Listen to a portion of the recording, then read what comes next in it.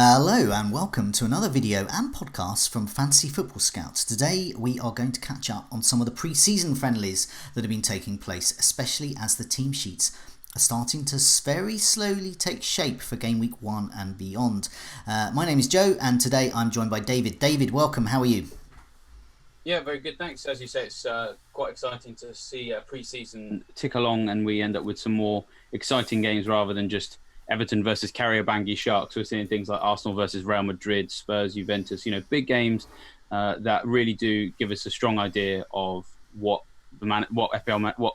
real football managers are going to do with their teams for game week 1, which obviously helps FPL managers pick their teams for game week 1 as well. So yeah, lots to sink our teeth into.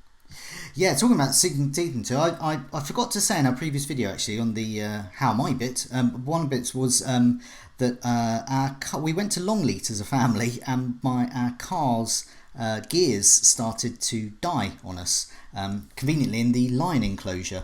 And so somehow we managed to crawl up in first gear just about to get past them, and it just conked out just as we were leaving, and we managed to go downhill and get some people to push us. So I was about 5 seconds from being literally in the lion's den and not knowing what was going on.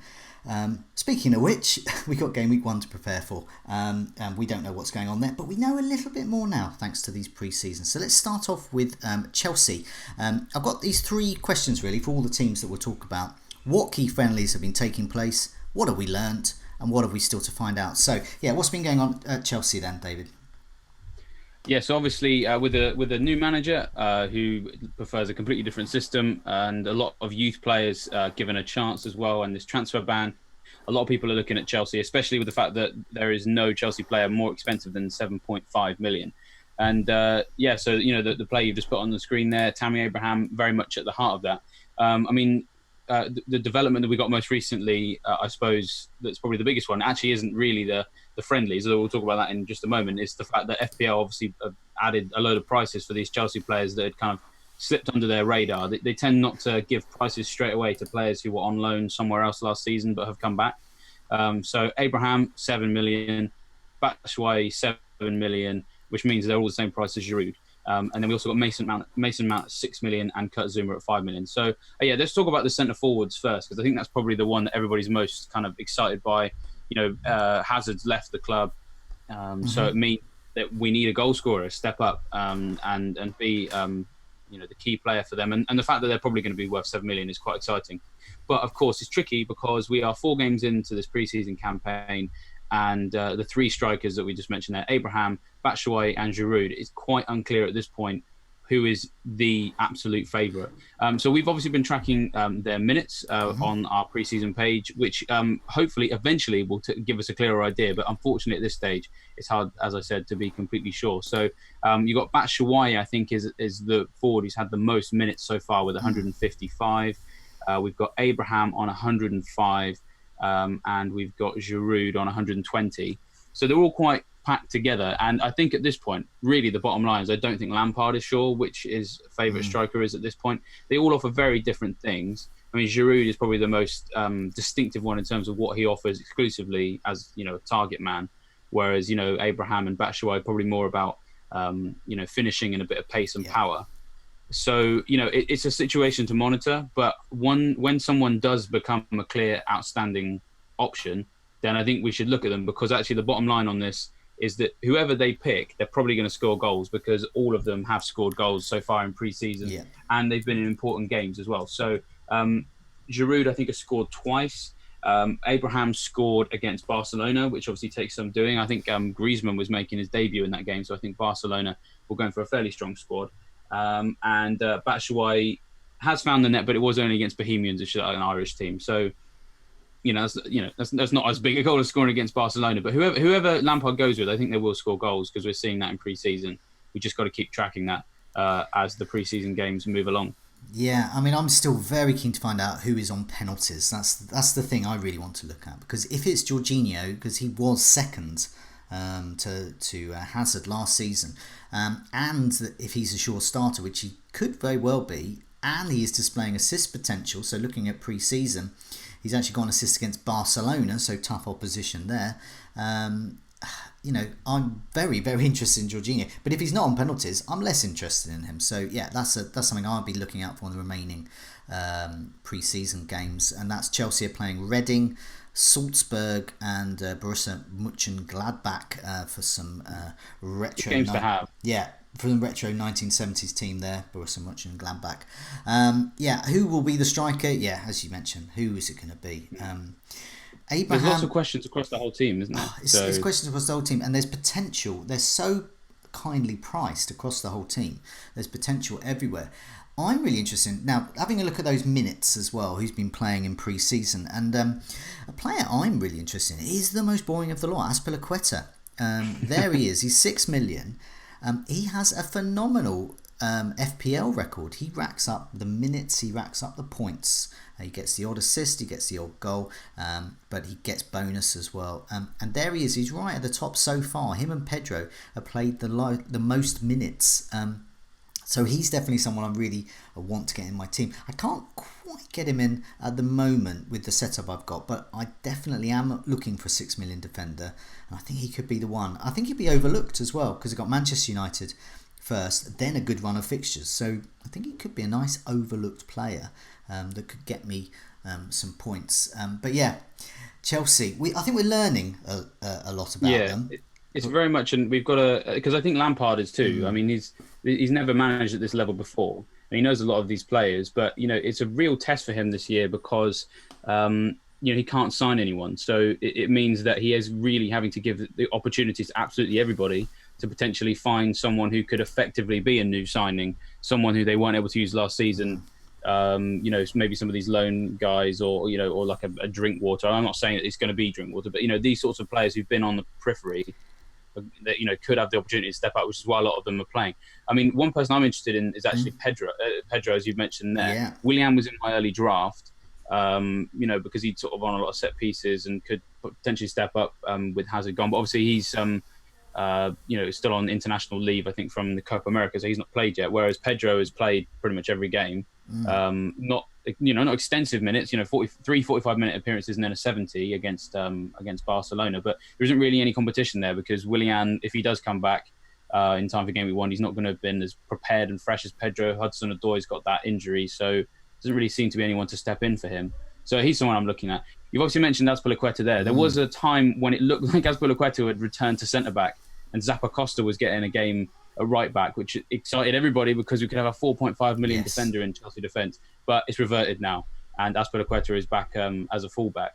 But the defensive situation is one worth monitoring as well. You obviously like Azpilicueta with good reason, but there's a potential for either Zuma or Christensen to offer a really nice budget route in there. If you're worried about price, but you want to capitalise on a Chelsea clean sheet at some point. With Rudiger out till I think about September, it's quite a long-term thing. Someone out of Zuma or Christensen is going to have to play alongside David Luiz for the first 5 or 6 games, perhaps, maybe even longer if Rudiger's, not 100% when he comes back. Obviously, a lot of that depends on where Zuma goes. Is he going to go back to Everton? But having those two options there, potentially, at the very least, you'd imagine for the first 4 or 5 game weeks, one of those two is going to play. And if you're looking at your wild card, taking a punt on one of those two just to kind of get that clean sheet for Chelsea within your grasp, but not doing it for too much of not 6 million, for example.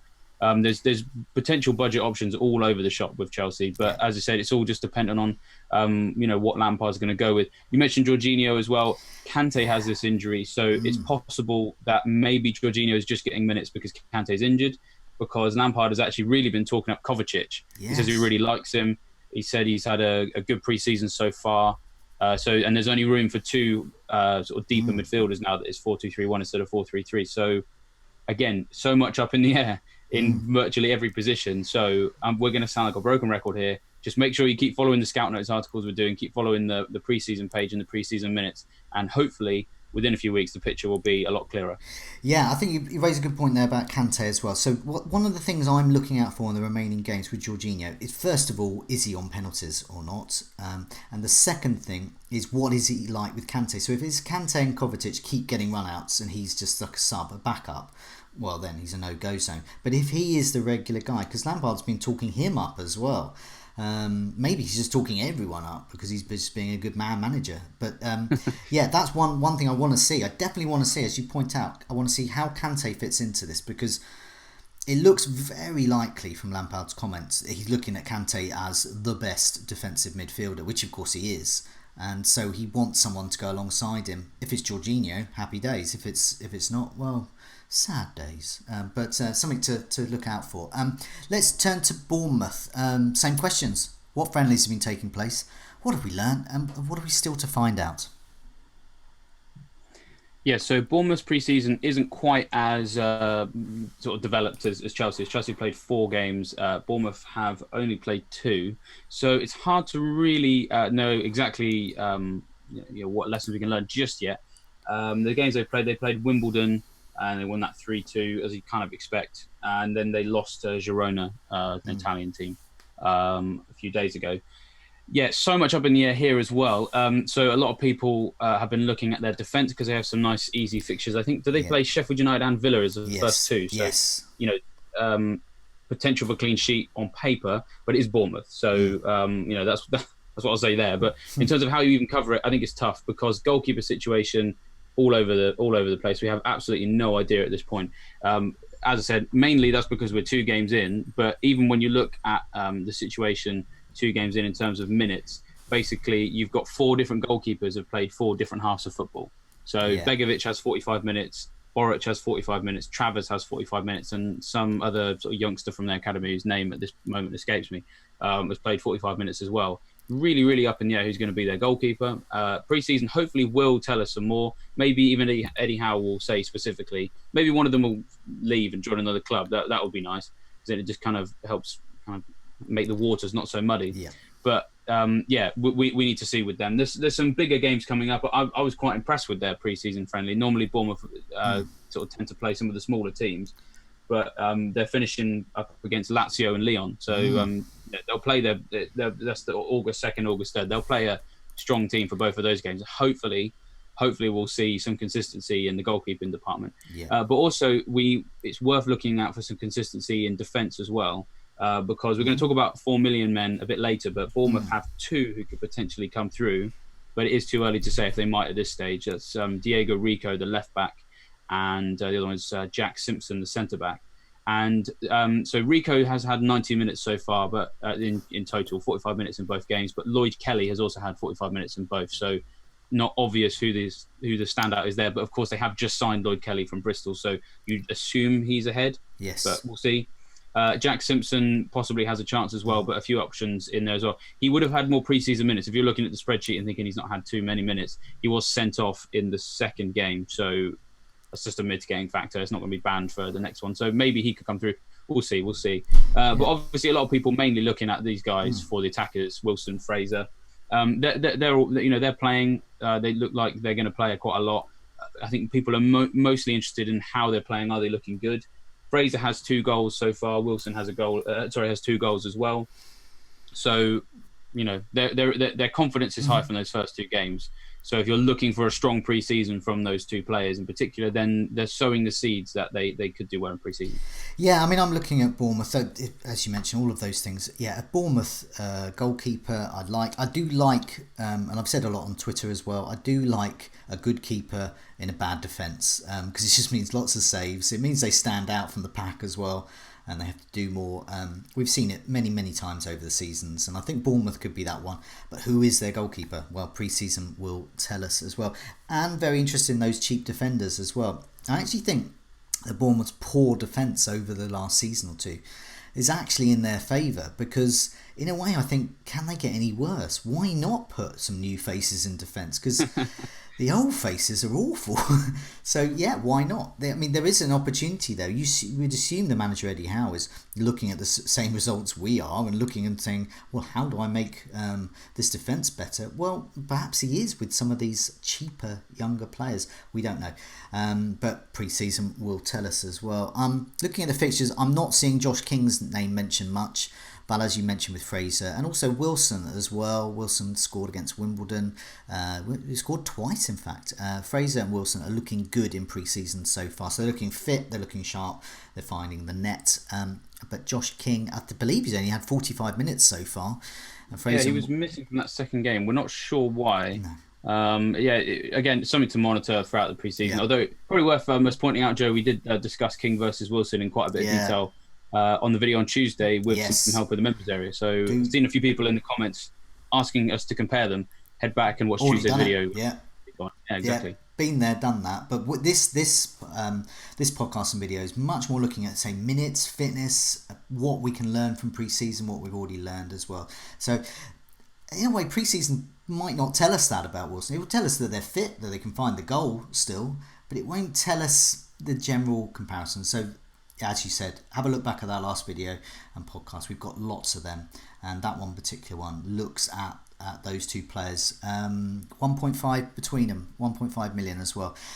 Let's have a look at Leicester next. So same questions apply. What have they been up to? What have we learnt? And what have we still got to learn? So let's have a talk about Leicester then. Yep. So with Leicester, they have played Scunthorpe, Cheltenham, and Cambridge. So not particularly high quality opposition. It's kind of hard to learn. I mean, they're one of those teams that are still in that stage where whenever I'm looking at their games, I don't really feel like I've learnt too much that I didn't already know before. So, Vardy's playing, obviously. Tielemans is playing. Maguire's playing quite a lot as well, which, a lot of people have been saying. It says a lot about his professionalism when you consider that Koscielny refused to go on the pre-season tour with Arsenal. Maguire, despite being courted by some big clubs, is just getting on with it. So for me here, in terms of maybe who's contributed what, no one's really standing out as scoring goals either. I mean, Vardy's got a goal against Cheltenham, but obviously, of course, he would score against Cheltenham. Maguire's in there as well. I think people are looking at Perez. It's probably the only thing that is maybe something that's kind of people are looking to see how he fits in, and we don't know yet really, because he's only played 45 minutes and he picked up a knock in that Scunthorpe game and hasn't played since. So it's hard to really know where he fits in just yet, which is a bit annoying. But I'm sure we will find out some more. So, I mean, the thing is with Leicester is that I can't really see their team changing too much from last season, other than that Perez thing. So, I guess what we're really looking for, I suppose, is maybe for Tielemans to get involved, see how he compares with Maddison in terms of some attacking returns. Tielemans already has 1 assist out of the 3 games, so there was a lot of people who said, having watched the Cambridge game, that even though Tielemans wasn't involved in any of the goals, he was come to be the best player on the park. So, there's a few things there, but really we've got to wait for their pre-season to progress. They're playing Rotherham, Stoke and Atalanta next, so hopefully we get something out of those games. Yeah, as you point out, it's tricky to work out with Leicester. With Bournemouth, it's slightly more simple. You look at those attack, you look at the goalkeeper, you can pretty much forget the rest apart from Fraser. But Leicester, they've got potential across the park, really. And as you mentioned, they've got Perez there to add into it. Now, you mentioned about previous videos as well. Just point out as well, on our previous video and podcast about comparing players, we had a look in detail at Tielemans and Perez there as well. So if people ask, why aren't we comparing them? Been there, done that. Have a look at the video and podcast. Imad as well on our live stream chat has asked for our opinions on Harry Kane as well. Well, been there, done that as well. We will no doubt mention him again, but not on this video, but have a look at the previous video. We do a big comparison between Kane and Sterling as well in that one. So we mentioned Kane a lot there. But yeah, going back to Leicester, Vardy and Perez have scored. Tielemans has assisted. And I want to mention our friends at Who Got the Assist, because they mention a lot on their podcast about over-management. Now, in my very first team that I hastily drew up in 5 minutes looking at the player list, I had Chilwell in there. I haven't had him since, and I'm starting to wonder if I should just forget all the tinkering I've been doing and just go back to that original one. Now, Chilwell is 5.5. He has assisted already in pre-season. He looks nailed on to start as well. I quite like the look of him still. So maybe I'll take a leaf out of Who Got the Assists books and consider over-management and go back to the plan I first thought of as well. But yeah, lots to think about with Leicester as well. Let's turn to the 4 million men. The 4 million men and how many minutes they've got. So Quite hard to say. Perhaps I'll just change them all to the Minutemen, the American hardcore punk band instead. But no, for now, the 4 Million Minute Men. Yeah. How do they stack up? And what does the pre-season told us so far about them? Yeah, so obviously last season we had Wan-Bissaka, so a lot of people are going, who is the next one? And that's part of what tracking pre-season minutes is all about, is seeing if we can find out if there is one. And I think there might be, but we just got to wait and see. I'll take you through some of the names that have played most minutes. Let's start with the ones who haven't, so you can just completely discard them. So Navarro and Prödel at Watford haven't played at all.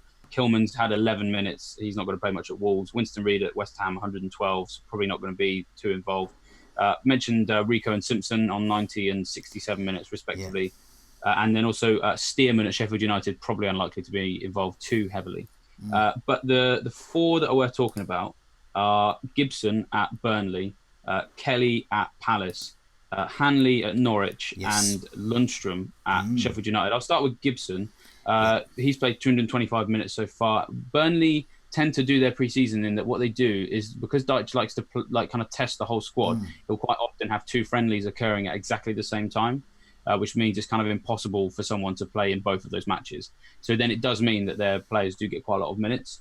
So Gibson getting 225 looks kind of impressive, but he is very much behind Ben Mee and James Tarkowski as the top options. But worth noticing that there's a potential for Tarkowski to be part of some big old kind of like merry-go-round. If Maguire goes to Man United, Tarkowski's linked with Leicester, so if he were to leave, then potentially Gibson comes through. Also, we're saying Ben Mee is currently injured, so he could potentially replace Mee, but it's still a few weeks to the start of the season. Also, we're saying Ben Gibson is injured now, so maybe he's not going to play either. But he is worth looking at, because it does look like he's probably third choice, I would imagine, behind those other two. Kevin Long has played a fair bit as well, but we need more games on him. So Kelly at Palace could play quite a lot as well. He's played 204 minutes so far, I think, from 4 games. And some people were hoping he might play in the right-back slot, where they have less competition now that Wan-Bissaka's gone. But it looks like he's mostly playing at centre-back, with Ward playing at right-back. But I wouldn't be too concerned about position, because at the current point, basically, Tompkins and Sacco both injured with not really much idea of when they're coming back. And Roy Hodgson has been quoted almost exactly saying these words: we basically have no defenders right now. So it means whoever's fit is going to play. And if that's the case of game week 1, then I actually would imagine that Kelly will play. The only problem is, if they're so short on defenders, with a 4 million defender, you don't really need too much out of them. But I wouldn't be so confident of Palace's chance of clean sheets, put it that way. Yeah. With so much missing, effectively. So worth noting that he's there. He's actually the 4 million I have in my squad right now. Okay. So he's worth thinking about. I'll just briefly touch on Hanley, because before yesterday's game, he played more minutes than any other 4 million player, or defender, I should say. And that, I think, so he's centre-back at Norwich. It wasn't used that much last season. I think that he's been used so much because there's been an injury to Zimmerman, who's their kind of number one centre-back, and he might not make it to game week 1. But there's also been an injury to Tim Closer, and Ben Godfrey missed the odd game as well. Ben Godfrey is fit now. It looks like Tim Closer is fit now. And in last night's game, Closer started and Hanley didn't. So maybe throughout the rest of the pre-season, we might see that Hanley is involved a bit less. But still just worth looking at, because Zimmerman's out for a fair while. And, basically Godfrey's nailed on as the other centre-back. But could be between Hanley and Closer to take that other slot. I'm going to finish on the one that I'm most excited about.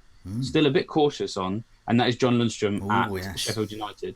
Because now this all stems from, I don't want to say mistake from FPL, because we don't like to criticise too heavily, but he was a little bit overlooked, because John Lundstrom is not a defender, and he's, to my knowledge, never played in defence ever in his life. He's a defensive midfielder who somehow has slipped through the cracks and is a defender on FPL. But the fact that he is actually a central midfielder in real life, serious potential here for...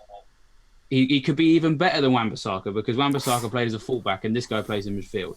But, definitely temper that at this point, because when I first noticed how many minutes he was getting, a lot of Sheffield United fans were saying, well, he didn't really get used that much last season, so don't get too excited. There's other options in central midfield. Don't get too excited. But they played 4 games now out of the 5 that they're going to play. And I think the minutes are on the screen right now, so people can see that only Ender Stevens has played more minutes than him, and there's only one game left unless they arrange another one. It seems so strange that Chris Wilder would go out of his way to start this player so often if he wasn't thinking about using him. And we have a quote from sometime last week where after he played well in a game, where Chris Wilder said, "I thought he yet again impressed. He's possibly a player that many would have thought we'd have moved on." So it kind of references that a lot of Sheffield United fans figured he was kind of already on the way out. Possibly a player we thought we might move on in the summer, but he's definitely got a part to play at Sheffield United this season. So let's see. Let's wait and find out. But potential for a really exciting out-of-position 4 million defender in a team that does keep clean sheets. They kept, I think, 21 last season in the Championship. So serious potential for this player. Let's keep an eye out to see how he does for the rest of pre-season. Yeah, as you mentioned, Landstrom is actually in my team at the moment. If I go for a 4 million defender, so nice. in the draft that changes almost hourly, he's in the one where I go for a 4 million defender, because as you said, he's just been categorised wrongly because he's not a defender. So he's a central midfielder. That makes him great. He does face competition from amongst others Norwood as well. So particularly Sheffield United fans saying, "Oh, Landstrom won't play. Norwood's there," but that was then and this is now. And perhaps, as you said, the manager has seen something in Landstrom that he feels in the Premier League he'll be better. There's still a lot of Sheffield United fans talking about Norwood. There's still other people looking at that. They think, well, he's on penalties, surely he'll play. But I remember Norwood at Brighton as well, my team. So a lot of people disparage Brighton. Well, Norwood couldn't even get in the Brighton team. So that's perhaps a better reflection of where Norwood's at when it comes to Premier League action. There, so it might not be as nailed on as you think, and it could be Lundstrom's place up for grabs there. So it could be Norwood trying to compete with him. Pre-season will tell us more, but at the moment there's good signs. Hanley at Norwich, it could be an option, but as you said, I definitely don't fancy that first fixture against Liverpool with Norwich defence. As you said, they're mere enablers really. You get what you pay for. I'm just keen if they show up, to be honest, with a 4 million defender. They're going to be my third sub. I'm really not going to play them. But it's nice when they play, because if you do need them, you know you're going to get a couple of points out of them. But this is not a Wan-Bissaka season. So think of these 4 million defenders as what they have been traditionally really. You might get a run of games due to injury out of them, but you're not going to get them week in, week out being marvellous like Wan-Bissaka was. So to just be tempered there, but I do like your tips there, and I've been looking at them, and Landstrom, that seems to be the one that you're looking at, and I'm looking at as well. Let's turn to some other issues as well. So what else has been happening in pre-season so far? What other kind of issues are out there, and what have we got left to learn? Yes, so a lot of people are interested in the Burnley goalkeeper situation, and unfortunately, again, it's really hard to work out at this current stage. So you've got 3 goalkeepers there, all Premier League quality, in Hart, Heaton and Pope. Heaton and Pope especially, 2 ones that have done well on fantasy for us in the past. And actually, I seem to remember Hart did quite well for you as well, Joe, last season. So yeah, potential for all 3 of them. But of course, working out who is the number 1 goalkeeper is really, really difficult. I'll tell you, over the years, Pope, Heaton and Hart have all done really well for me. A variety of clubs, mainly Burnley though. So you're right. If we find out who it is, this is absolutely key for fans of 4.5 goalkeepers like I am. Absolutely.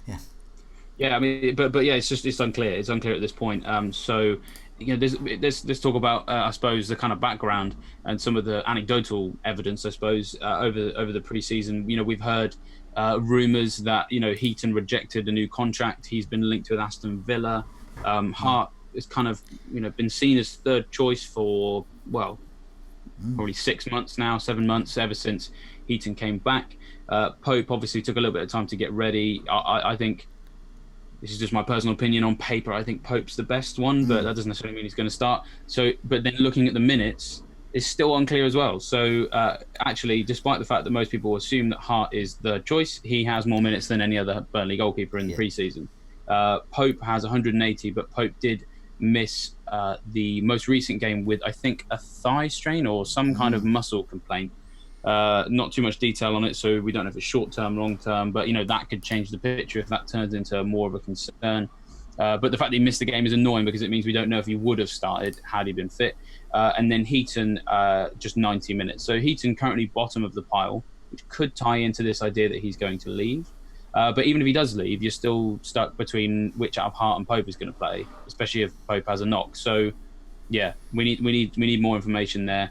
And I seem to recall that whenever Deitch is asked about this, he's very non-committal because he doesn't really want to give away too much. So, but whoever, it's a bit like the Chelsea striker thing. It's kind of like once you know who it is, you are very interested. So, yeah, we need to keep a close eye on this, definitely. Yeah, another team I wanted to mention as well, Watford. Now, over the last couple of seasons, Watford seem to start well. They seem to start very well. And, we've looked at some of the unlikely heroes, really. Capoue, Pereira as well. Troy Deeney as well has been okay in the start. There's lots of options there, lots of well-priced options. There's Will Hughes, perhaps, Delafeu, Deeney again, perhaps Capoue, who knows? But I was very intrigued by some comments that Ben Foster had been making in goals. So about their pre-season, because I was thinking, why is it that Watford seem to start well? And of course they do start against Brighton, so it's quite a good fixture for them. And here is what Ben Foster had to say. We do double sessions every day of the week. The first day of pre-season was just testing, and then it's straight into hitting it hard, he says. We have double sessions, a single session on a Saturday, and then we're off on Sunday to recover. That's needed as everyone is on their hands and knees by the end of the week. The first 3 weeks are pretty hard as you've just had 6 or 7 weeks off. You do your treadmill stuff, your gym stuff, it just goes on like this. Preparing yourself by cycling up mountains as well. Nothing can prepare you for that first week of pre-season and the aches that come with it. It's a massive shock to the system. It eases off after 3 weeks and you are then on to double session, single session, double session. Well, that sounds, I'm just getting worn out just talking about that. So basically that is possibly one of the reasons why Watford do start well. They're hugely prepared. They're massively fit as well. You would imagine that would happen with all Premier League clubs, so you would hope as well, but we're not getting comments like that from all of the clubs telling us in detail about the huge hard work they're having to do as well. Now Burnley can be like that as well. I know Sean Dyche has that mentality in his training as well. Could be an issue to monitor as well, but I do like what Ben Foster's saying about Watford as well. I understand Everton are a team that you're particularly interested in looking at, especially their defence in pre-season, David. Yeah, well, I mean, we've been talking about that far too much. You could say Everton's defence. We've been pushing it a lot and saying it looks good, but now it doesn't look so good. I kind of feel like the assistant manager and Mike Bassett, good team. Oh no, bad team. That's how I feel now. Lots to worry managers about in the last few days. So. A lot of us have Dean, some of us have Coleman. Yes. Let's leave that for another day. We've done that to death. We have compared them in the last video. Yeah, of course. We're in a situation where, really, what we're saying is we both like the Everton defence. We all like the Everton defence. But if the Everton defence can't keep clean sheets, well, then that kind of makes us maybe think twice about paying 5.5 million or 6 million for a defender who can't necessarily keep clean sheets. And there is plenty of things to be concerned about. So we've already discussed Zuma kind of at great length this summer about how, a lot of their defensive potential, they achieved it with him in the team alongside Keane in a back four. A lot of consistency in the last 11 matches, which is what helped them keep 8 clean sheets. So if Zuma's not going to be there, which is looking probable, bearing in mind how many times he's playing for Chelsea and they can't sign players and Rudiger's injured, then that makes you go, well, okay, well then maybe they might not be able to do as well as they did the end of last season. But it gets worse. So yesterday, Yerry Mina was charged with misconduct for breach of betting sort of rules within the FA because he appeared in an advert in Colombia for a betting company, which somehow is not allowed, even though football teams are allowed to advertise betting companies on their shirts. But again, that's for another day. But either way, he's been charged. Potential ban there. We don't really know too much because he's got till Friday to appeal. But worst case scenario is he's banned for an extended length of time. So, for example, we saw with Joey Barton, there's ongoing stuff with Daniel Sturridge. So, real risk that Mina won't be able to play. So then they're down 2 centre-backs that helped them do relatively well last season. And then it means that someone from outside of those two is going to have to play alongside Keane for game week 1. So it could be Mason Holgate, who is the 4th most used Everton player in pre-season so far at centre-back. Or it could be this youngster, Lewis Gibson, who isn't even in the game yet. He's played more pre-season minutes than any of Everton's players, 268 minutes. And Holgate was at Everton, I think, at the start of last season, then went on loan. Didn't do too well. Has been quite error-prone in pre-season, according to some reports. So that's a concern if they're going to start the season with Keane and Holgate or Gibson. But then, to make matters worse, last night Michael Keane went off with a head injury, and we don't really know. It's not necessarily like a big one, but what happens if Michael Keane gets injured and they end up having to start the season with Lewis Gibson and Mason Holgate as centre back, having not signed anyone? I mean, they might sign someone, but let's say they don't sign anyone. Do you really want to be paying $6 million for an FPL defender whose clean sheet potential is virtually nothing because they're playing with a patched up set of centre backs? I'm not saying that's definitely going to happen, but if worst case scenario does emerge, we could end up with a sort of a panic towards the start of game week 1 where people look at their Everton defenders and go, "Whoa, do you know what? I'm not interested anymore." And the problems for Everton also up front as well. They've basically scored 2 goals in 4 pre-season friendlies against mostly lower league opposition. The only team that they played was any real test was Monaco. They played a Kenyan team no one's ever heard of.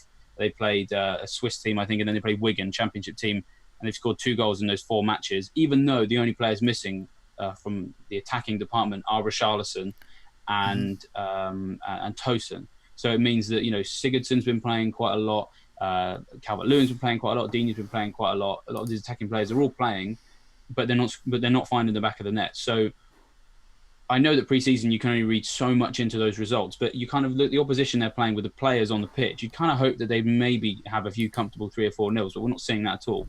So It is quite concerning that maybe they might not follow through on their potential from those early fixtures. And Tahir's just said in the comment section, I was going to say something similar. He said it probably more frankly than me. One thing is true in life, and that is Everton will let you down. And, we can all remember times when Everton assets have let us down. Big concern, I think. So big concern start of the season. Yeah, they were one of my, what shall I say? They were one of the teams that I had a go at, put it that way, on the Scoutcast a couple of seasons ago. Because they did frequently let me down. So I've been seeing lots of draft teams with one of Luca Dean and Coleman, Sigurdsson and perhaps Calvert-Lewin added into the mix as well. I think, judging by pre-season that we've seen so far, unless we see a big upswing in the amount of goals and also there's some indication that those defensive problems are going to be solved, I think we'll start to see perhaps 1 or 2 of those players going. I myself only have Coleman at the moment. Sigurdsson long gone.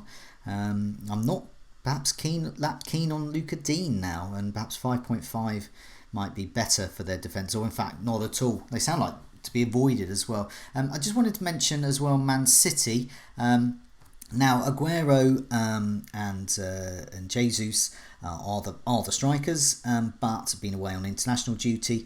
So as we understand it, Raheem Sterling is being played as central striker and could start game week 1 and perhaps game week 2 as well as that central striker for Man City. That could be a good news, it could be bad news, because we've seen in the past when players like Eden Hazard move from a wide role to a central role, they're not quite as effective sometimes as they can be, but sometimes they can be good. We just don't know yet. So once again, that's pre-season, that's something for us to look at there. And De Bruyne as well is a player that I know we've spoken about on these videos and podcasts as well, but he could be being asked to play a more deeper role in the last friendly as well. We don't know whether that's going to be a feature of game week 1 and 2 as well. Something the pre-season may tell us as well. Yeah, is there anything else you wanted to add, David? Yeah, I was going to mention De Bruyne actually, and these reports he's going to play deeper. Apparently in the last game, I haven't actually had a chance to actually see the game in full, but I've read a lot of reports of it. In that particular game, he didn't play that deep. So that's good. We just got to keep tracking to see whether or not these things come to fruition. And on the Sterling thing, we're going to hopefully in the next few days try and work out if we can assess whether or not a move into a centre forward's role is something that suits him. It might do, it might not, because that's the thing. A lot of people have seen, because it was within a few hours of each other, these reports breaking in the media that De Bruyne has been asked to play deeper and Sterling's going to play centre forward, and that makes some people just go, oh well, just jump straight on Sterling, and there's no point. No point in me having De Bruyne. But it doesn't. These changes don't always necessarily mean it's bad for De Bruyne and good for Sterling. It could be the other way around. It could be good for De Bruyne because if he's playing deeper, then he's under less pressure and then he can pick out better balls. So Sterling, if he's not necessarily as good at holding up the ball, or he's kind of he historically has been more of a winger. So it's worth identifying sort of what these different positions mean for people, because they don't necessarily mean a good or a bad thing. So yeah, we have to keep an eye on how these players are suited to these roles. Richarlison, another one who probably better as a winger than as a centre forward. So yeah, let's see how it all plays out. The other thing was actually Sterling took a penalty, not in the last one, but the previous game, and missed it as well. So a lot of these things, so for example, I saw a story about Zaha could go to Everton. And if that happens, some people were saying, oh, well, then I'll definitely get Sigurdsson because they'll get loads of penalties. But Sigurdsson's not very good at scoring them. Sterling obviously missed this most recent penalty as well. So sometimes a lot of these things don't always mean a good thing. You have to take it on a case-by-case basis. So, there's so much that you have to consider more than just kind of the surface level, oh, this player is playing at centre forward, with a lot of this pre-season stuff. Yeah, no, thanks a lot for that, David. We've I just final mention before we go, the 2019-20 season memberships are available. Go on site to find out more about that as well. We'll put a link in to both the video and the podcast blurb as well that goes with this. So plenty of opportunity to do that, or contact us, one of us on Twitter, and we can point you in the right direction as well. But for now, David, thanks so much for your time. Cheers, and thanks to you as well, Joe.